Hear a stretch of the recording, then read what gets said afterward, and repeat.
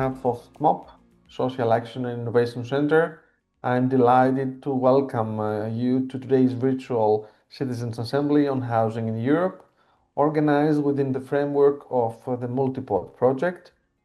My name is Antonis Klapsis. I'm the Vice President of ΚΜΟΠ, and also I'm an Associate Professor at the University of the Peloponnese. And of course, I have the great pleasure of being the moderator of today's dialogue.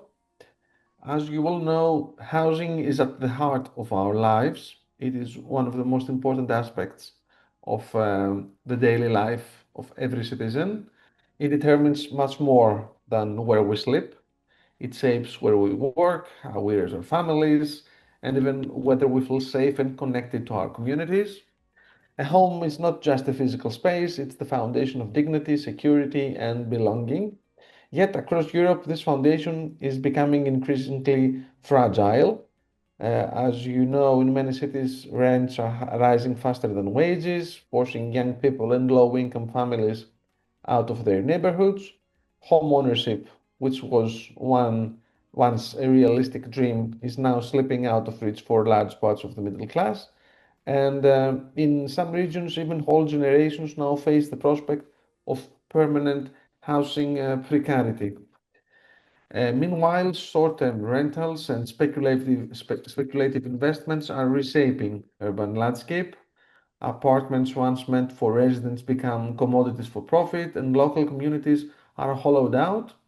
Villages and city centers alike are seeing homes stand empty, not because no one wants to live in them, but because they have become assets rather than shelters. So the idea is to discuss all these issues.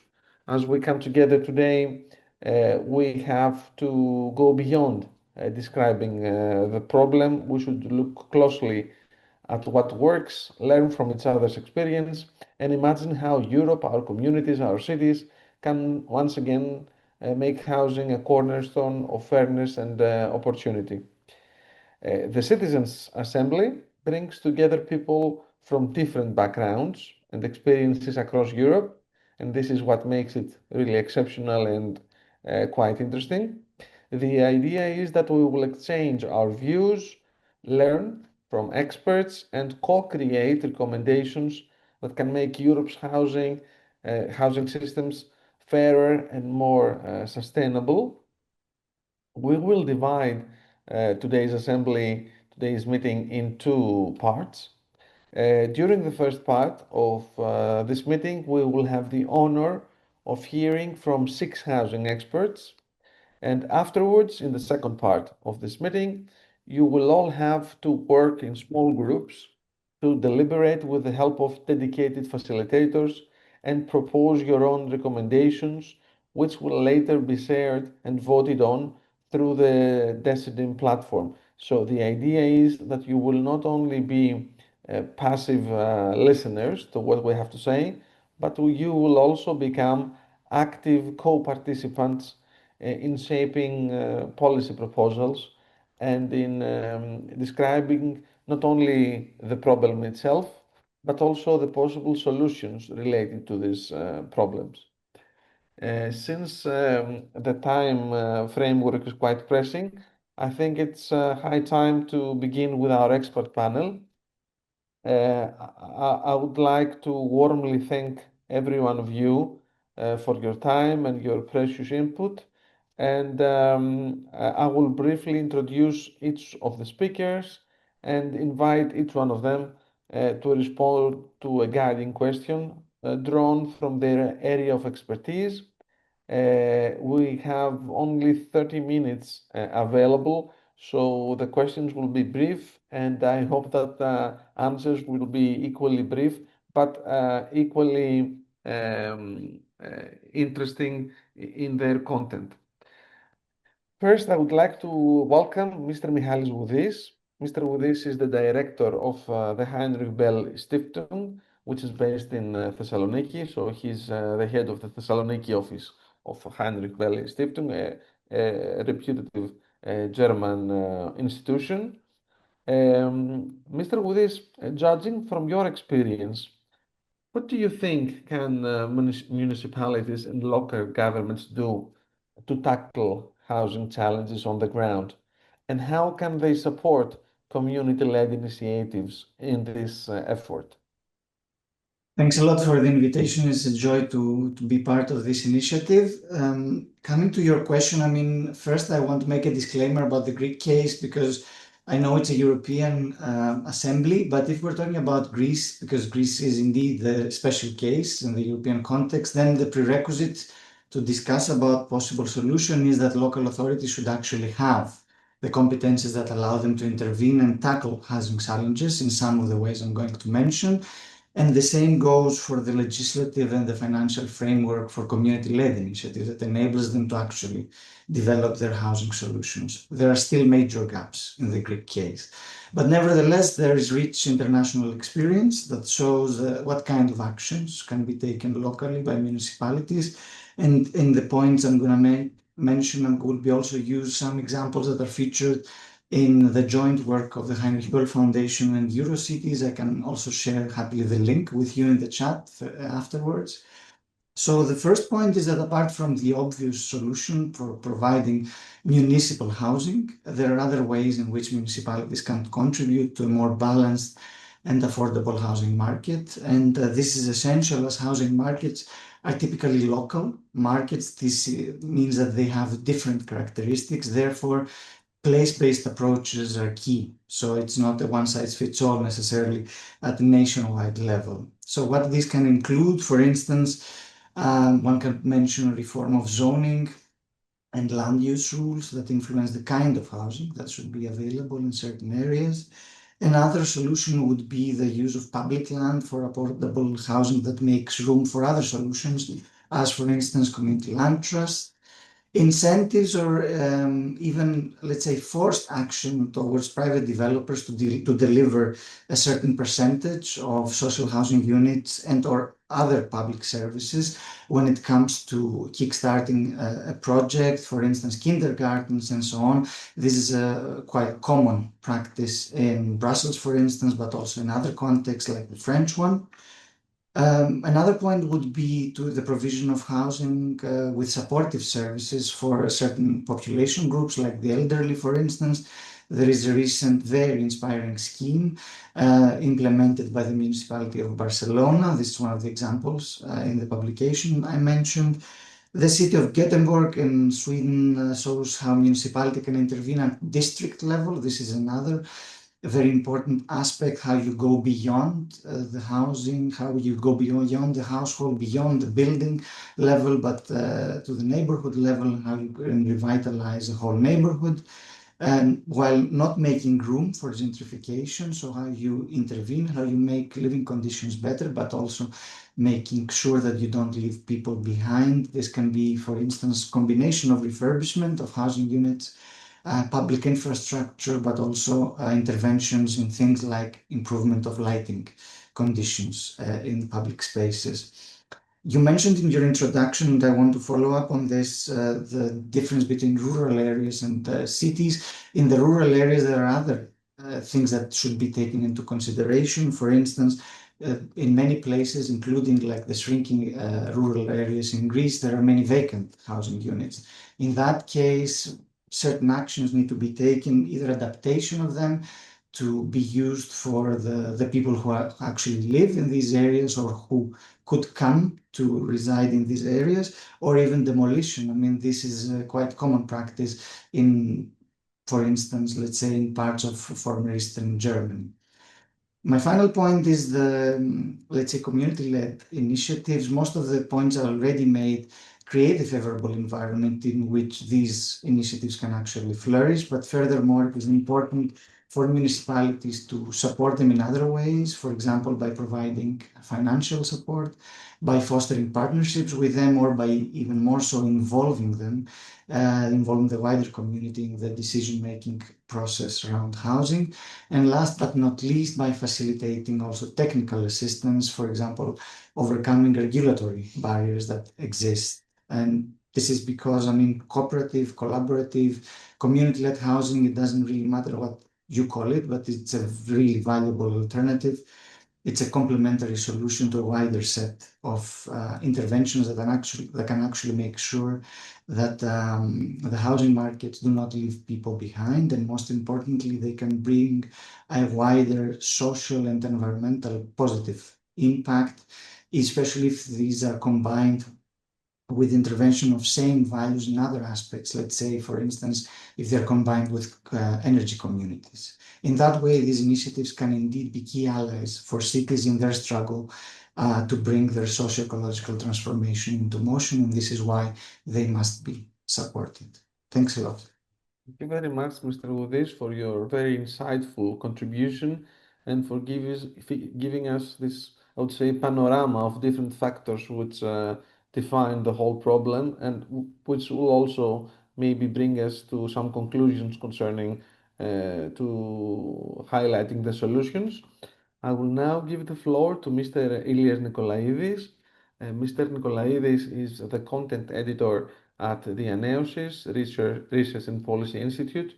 For those of you who are not familiar with Greek think tanks, I have to say that Dianeosis is one of the most influential think tanks in Greece. Mr. Nikolaidis, I would like to thank you for being here with us today. And my question is the following.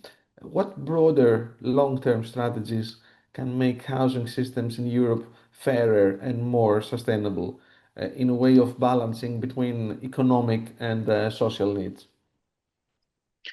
Hello to everyone. I want also to thank КМОП for inviting me to be part of this very interesting initiative. I'm very happy to be here. Well, what broader European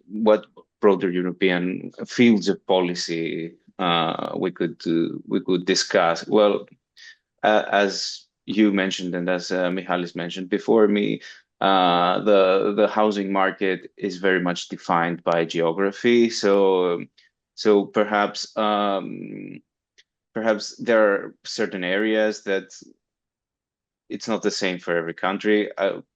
For example, I think it would be quite difficult to streamline the social housing initiatives in 27 different markets. But there are some common themes that have emerged, especially in the last period. So I would like to discuss two of them, which I think are the most prominent and maybe the most ripe to take on. The first one is short-term rentals, and in a more broader sense, newer ways of turning housing into an asset. I think before any policy initiatives, I think we pretty much need a clearer image on how shorter rentals have an impact on the affordability of housing, and a clearer image and an image of a higher resolution, the specific characteristics of a number of variables. Who gets hurt the most? Where does this happen more often? And it's very key and it's the first step before policy design. It's we don't have that great an image of this. The evidence is pretty much mixed. So a broader European initiative into finding out exactly the very special characteristics of how short-term rentals have an impact on affordability, and I wouldn't say the exact mechanisms, but a better picture of how this happens is policy design is only possible after that. And the second thing is, of course, regulatory issues.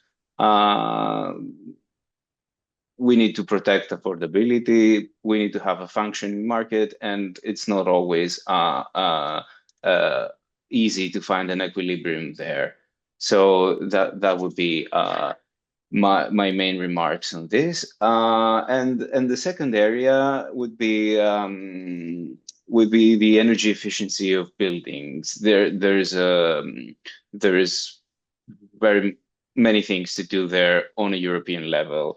And I would say also broader urban planning initiatives. For example, the new European Bauhaus initiative comes to mind, which is a really interesting initiative, and it would be great to sort of accelerate it. Europe is an old continent, and our buildings are also old. So affordability is not only about access to housing, but also in sustaining certain standards in one's house. So common initiatives in terms of building efficiency, especially with a background of climate crisis, are very key, and it's a very promising field. And also there could be a central level also in coordinating and funding local initiatives. I can think of certain funding schemes, European, mostly EU funding schemes, that are very much not in one place, not at all. If one has similar projects, you need a consultant to guide you through the available funding opportunities. That would be these two key areas I would like to outline. That would be short-term rentals and the gig economy regarding housing and building efficiency, especially in terms of energy. Thank you. Well, thank you very much, Mr. Nikolaidis. I think that you provided a very insightful overview of how long-term vision and fairness can go hand in hand, which is very important. It is also interesting to take into consideration, based on what you said, that strategic planning is very important for making housing systems both economically sound and socially inclusive. So these things should go hand in hand. I would like to thank you once again, and I will give the floor to Dr. Dimitras Siatista. Dr. Siatista is a postdoctoral researcher at the National Technical University of Athens and the National Center of Social Research, two of the most prestigious research institutions in Greece. And judging from these capacities, it is obvious that Dr. Siatista combines both the technical aspect and the social aspect of the whole issue.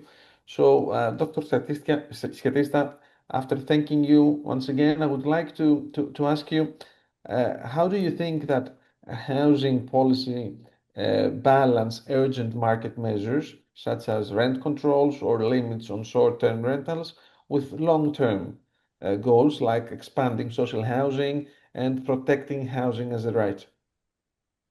Well, good evening. Thank you for the invitation and for your kind words. A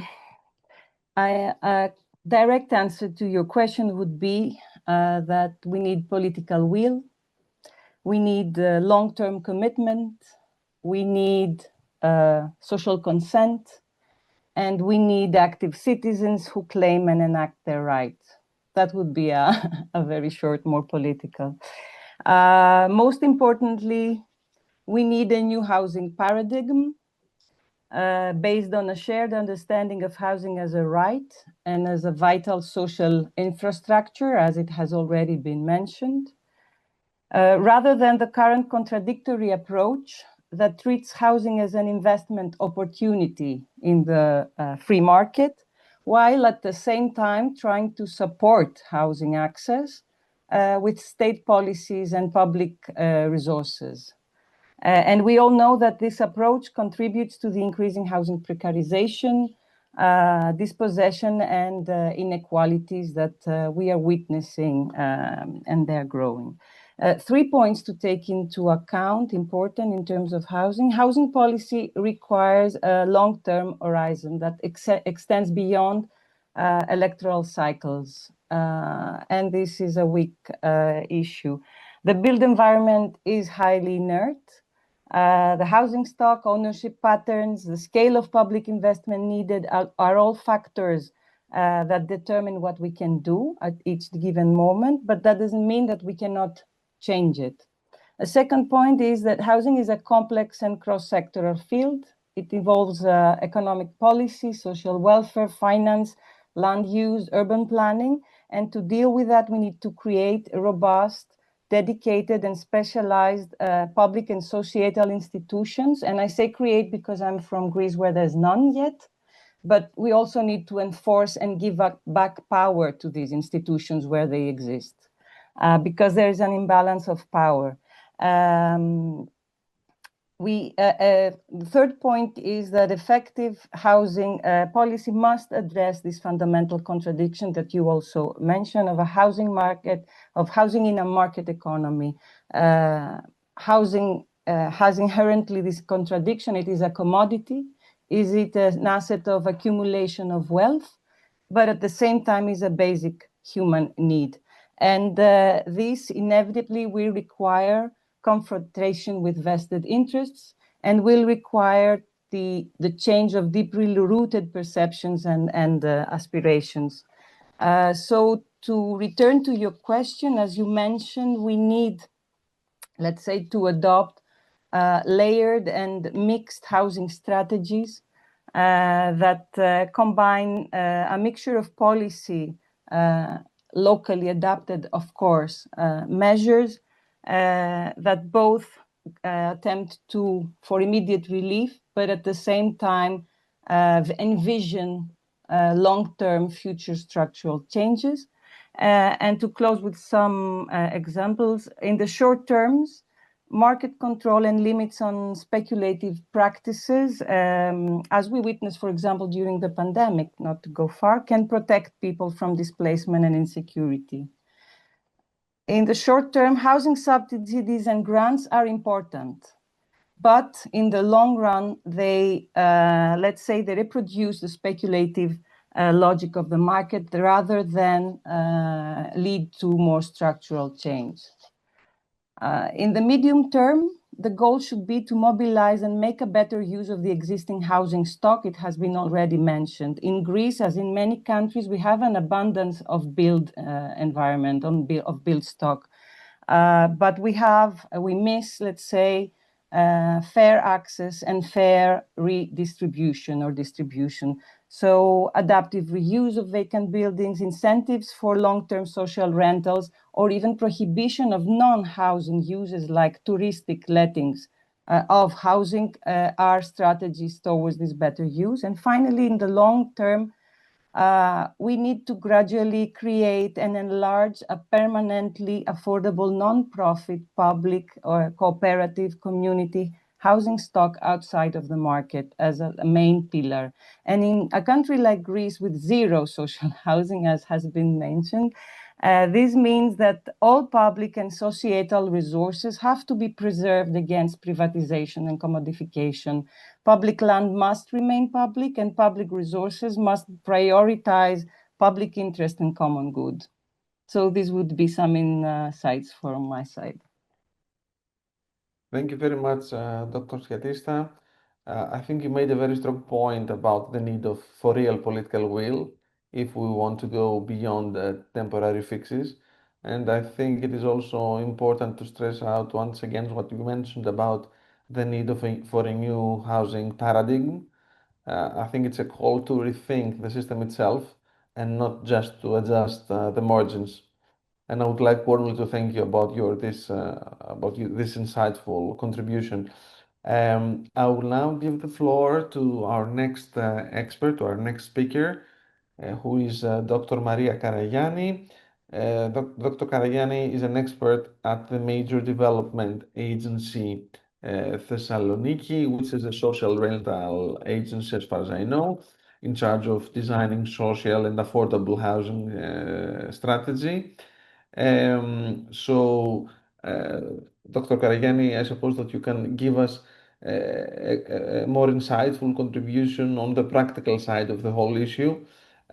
Could you share a few examples of alternative housing models and explain maybe how they differ from traditional housing models? I mean, traditional in the sense that they are market-driven housing models. Yes, of course. Thank you very much for the introduction and the invitation. I couldn't agree more with everyone who spoke before me. We are working in a political vacuum and in a policy vacuum as well, a legal vacuum too. I think it's important to stress that we have no legal framework for housing policy, and that's why we keep coming up with separate programs that cannot be long-term, cannot provide a vision, cannot provide a proper hope to people that this is going to be solved. And I am going to share a few examples. Before that, I want to build on what was said before me and mention 2 points. One is that when we think about affordability, we should not only think about what needs to be financially accessible, but as it's already been said, that houses should also be of a certain quality. They need to be warm, they need to be habitable and so on, and they also need to be safe and secure. Right now, most people feel insecure in the sense that their contracts do not get renewed after 2 years or 3 years, and then they need to keep searching for a house. And also, apart from the unaffordability that is the center of the discussions today because of the cost of living crisis and the general situation, it's also important to remember that when we talk about housing, and I'm sure that Eva Papadzani will talk more about that, we need also to think about the exclusions that a lot of vulnerable groups face today. So when we think about policy, we need also to think how we can elevate exclusions faced by immigrants, by refugees, by Roma populations, and so on. And so thinking about that, I wanted to mention 3 examples of policies in that are very mainstream in Europe. They're not something extremely innovative, but for the Greek, Balkan, maybe Southern European in some cases context, they are, because we don't have them at all. And the first is the model of a social rental agency. It's what we're trying to build here in Thessaloniki. The Housing Thessaloniki project is a little bit broader, but this is a very important part of it. And basically, a social rental agency is a mediator between owners of buildings or apartments, be it public authorities or private owners, and beneficiaries, let's say, people in need of affordable housing. And what the social rental agency does is comes in between these two, leads negotiations, makes sure that the price is affordable, provides guarantees to the owner of payments and so on, and then secures long-term contracts of 8-10 years for the apartments and provides them to beneficiaries at an affordable price. The other 2 examples are examples that come from the cooperative universe ecosystem, let's say. The first of these 2 other examples is Community Land Trust. We call it a CLT for short. Michalis already mentioned it, I think. An example is the CLT in Brussels. I think it's the prime example. In a CLT, the community, together with public actors, together with residents, creates a non-profit that actually owns the land, and families can buy or rent homes on that land. But the land itself stays with the organization. And that separates the ownership of the land from the ownership of the buildings and ensures that no speculation, no real estate speculation will ever happen. That means that the prices, the rent levels remain low. Compared to a normal market purchase, for example, in this case, the difference is that the land is treated as a commons. It's something held in trust for current and future residents. It's not a financial asset that someone can flip and resell for a higher price.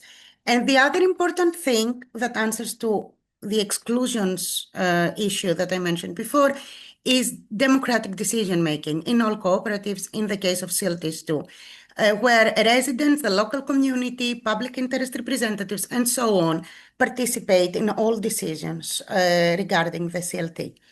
And my last example is housing, a more classic housing cooperative. We call it a right-of-use housing cooperative. It can be found as a limited equity housing cooperative. An example is La Borda in Barcelona. It's also a very talked about example. Here, residents are members of this cooperative, and the cooperative collectively owns and controls the building. People pay an entry contribution, and then they pay a monthly fee. But these are capped. They are affordable based on the statutes of the co-op, the rules of the co-op. You cannot buy a flat today and resell it in 10 years, let's say, for a profit, in this case. And again, residents co-decide on the rules, the maintenance, the shared spaces, sometimes even on care arrangements, on mutual help, on taking care of each other. Now, this is very different from a typical condominium, the Greek polykatkia, a block of flats, where each apartment is a private investment. In a cooperative, housing is treated as a use right. It's tied to participation. It's not a private commodity. And the return you get is stability, it's good quality housing, it's access to a community, being part of it. It's not speculative profit. So across all the examples I mentioned, and I'm closing with this, the social rental agency, the community land trust, the cooperative, the common thread is that they delink housing from pure market logics. And they put some combination of land, of rent levels, and of decision-making into collective or public interest structures. Instead of asking how can we make the most profit out of this property, we start from how can we make this building or this land provide secure, decent homes for people over the long term. And that's a core difference from traditional market-driven housing, since it's not the money that disappears, but the profit is limited, and priority is affordability, stability, and participation. Thank you. Thank you very much, Dr. Karagianni, for your very interesting approach. I think that you really highlighted something very crucial here, the political and legal vacuum that often holds back new ideas. And what is equally interesting was the practical examples that you gave us, which shows that even within those gaps, innovative housing models can still take root and make a real difference. So I would like to warmly thank you for this. Now I will give the floor to Dr. Eva Papagianni. Dr. Papagianni is a research associate at the National Center for Social Research, which, as I said before, is one of the most prestigious research institutes in Greece. Dr. Papagianni, I would like to thank you once again. And my question for you is the following. Why do you think that stable housing is such a key factor in migrant and refugee integration? And along with that, what kind of policies can move us from temporary shelter solutions to genuine long-term inclusion? Thank you very much. Thank you for your question and your invitation. I'm very happy with, and congratulations also on your initiative. I would like to mention you that my focus is on migrants and refugees. So when we talk about multi-ethnic or multicultural communities, it is also important to talk in particular about migrant trajectories or asylum trajectories. And my answer here has to do with only one point. I would like to bring to the fore and comment a bit on the notion of reception that is related to accommodation, the notion of accommodation and the policies of accommodation and the policies of sheltering, that are notions quite similar to housing, but refer to very different phases of a migration trajectory, or of a phase, the phases and the stages when a migrant, an asylum seeker enters the country and applies for protection, and what kind of housing policies or accommodation policies he or she is entitled to. To be more specific, I would like to mention that these policies of reception refer to a necessarily temporal stage of an asylum process. That means from the time an asylum seeker applies for protection until the time he or she receives the asylum decision. And there are particular regulations from the European Union about what reception and should look like. And reception includes the obligation of the European member states to provide accommodation to asylum seekers, to provide sheltering. And this sheltering, even temporal, could be also, could take the form of urban houses, urban apartments in cities, like in many European countries, and like also in Greece with the example of the Estia program, if you are familiar with it, that was terminated back three years ago. But also the other form is through mass accommodation in refugee reception camps, that as research has shown, they have proliferated in Europe. And this is considered accommodation. This is considered a form of temporal housing. And I think that it is important to remember to talk also about this, because it may produce and creates and results in extreme marginalization for significant parts of the population. And this, of course, directly relates to different ethnic or cultural groups. I think in both cases, I mean in both the camps and urban housing for asylum seekers, after the decision on the asylum application, the person concerned is not yet entitled to reception provisions, but if applicable to integration services. That means to the official housing policies. So we are talking about a stage of reception and accommodation. We are talking about a type of accommodation even before being able to have access to the official housing policies. And after asylum decisions, people should relocate their places, their accommodation places involuntarily, should leave their places, should seek other housing solutions, and their housing now depends on the relevant national housing policies. And this temporality results to this instability that you mentioned, unstable housing conditions. But even before having the opportunity to access the official housing policies, I mean, it's like being in a stage before the question of housing at the nation state, at the state, I mean, in Europe today. So people may experience insecurity and displacement even from the very beginning of their efforts to settle in a particular place. And settling in any form, I mean, even temporarily, in a particular place matters for the next steps of possible integration and further settlement. So I think it would be crucial to think how this temporality in the notion of reception and the policies of reception should be overcome. And a particular proposal that comes from different migrant and refugee communities in Greece is to stop understanding reception and integration, so accommodation and housing as so different and distinct stages in the process of a refugee settlement. And this means to be able to secure stable accommodation, stable housing, instead of interrupted accommodation, to offer pre-integration opportunities, to offer a possibility of stability, because housing should be also understood as the connection with a particular place. That means the connection with people, networks, and services. Thank you. Thank you very much, Dr. Vajani. I think it was really interesting to hear from you how you brought up the notion of reception and how deeply it connects with housing for migrants and refugees.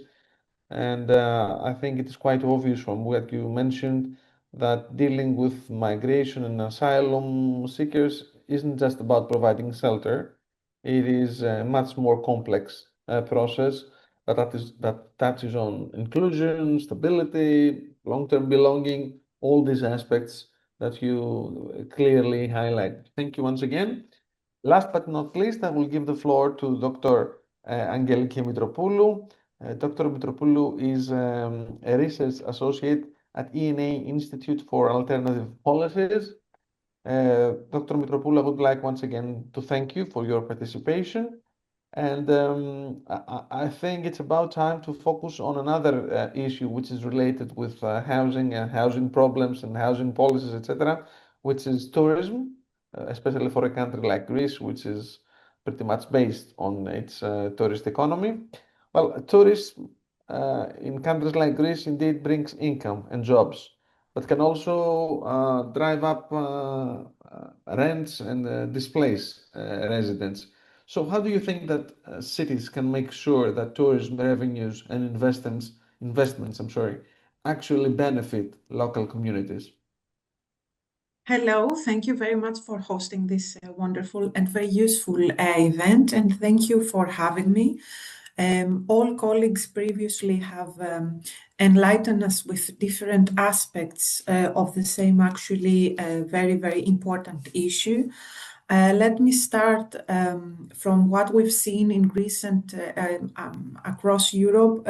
We need to move beyond the idea that tourism and housing are two separate fields because in reality they're deeply, deeply interconnected. Usually tourism policies include some kind of impact assessment, such as environmental impact assessment and studies, which are now standard practice. However, we are not seeing housing impact assessments to be included so that we can have a very clear state of what and how the tourism impacts on the housing, let's say, market. So we cannot talk about sustainable tourism or sustainable communities without talking about who can afford to live in the places we promote. So the focus should turn not on the tourists, but on the residents. As a previous colleagues have mentioned, the conversation about housing should not be limited to affordability because it's also about dignity and belonging. From ENA's Quality of Life survey showed, housing has become the main source of inequality and insecurity for many people in Greece especially. When workers, families and young people cannot live decently in their own communities, it's not just a market failure, it's a social one. And especially in Greece, we have a huge issue in a lot of insular areas that are destinations because touristic destinations also face a housing crisis. And maybe we need to redefine for such areas who forms nowadays the vulnerable population, because we have a lot of cases in Greece that public servants like teachers, professors and doctors cannot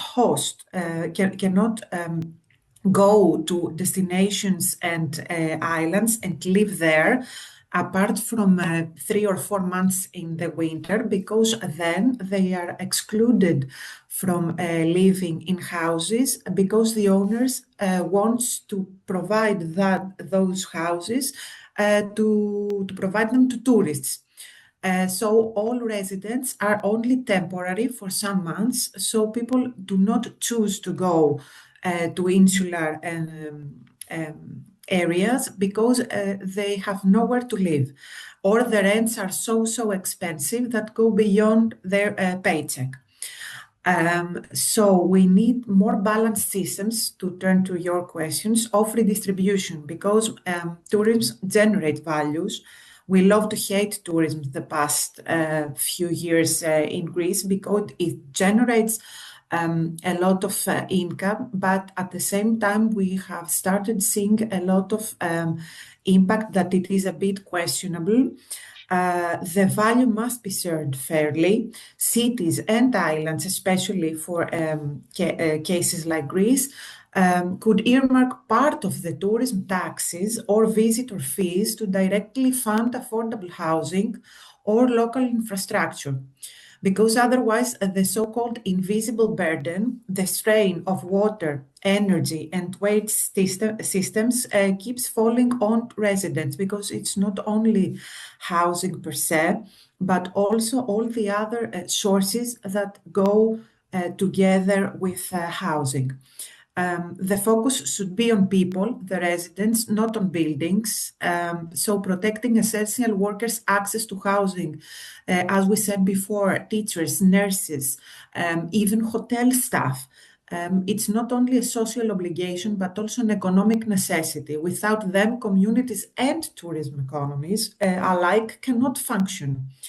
And this kind of citizen assemblies, which reinforce participation, I think that are a key driver because, first of all, people need to discuss openly about these matters and actually agree that their voices matter. When citizens are informed, heard, and connected, they can bring perspectives that go beyond sectoral interests. So housing and tourism touch everyone's daily life, and we need policies. A lot of colleagues mentioned a lot of the examples. Reflect that shared reality, and dialogues like this one are an important step in that direction. We can learn from cases abroad. For example, a lot of places have abandoned the measure of golden visa. And we need to bring citizens and not tourists in the spotlight. First the citizens, and then the visitors. Thank you very much, Dr. Mitropoulou, for highlighting a very important aspect, which is that we need to find, let's say, a balance between tourism and people living in their own neighborhoods. You shifted the focus from tourists to residents, which is also very important. And I think it is a very crucial reminder that cities should first and foremost serve the people who live there without, of course, neglecting tourists. But your point about dignity and belonging really captures, in my view, what's at the heart of sustainable urban life. So I would like to thank you once again for this. And now, I would like to thank once again all of our speakers, all of our experts for their thoughtful insights.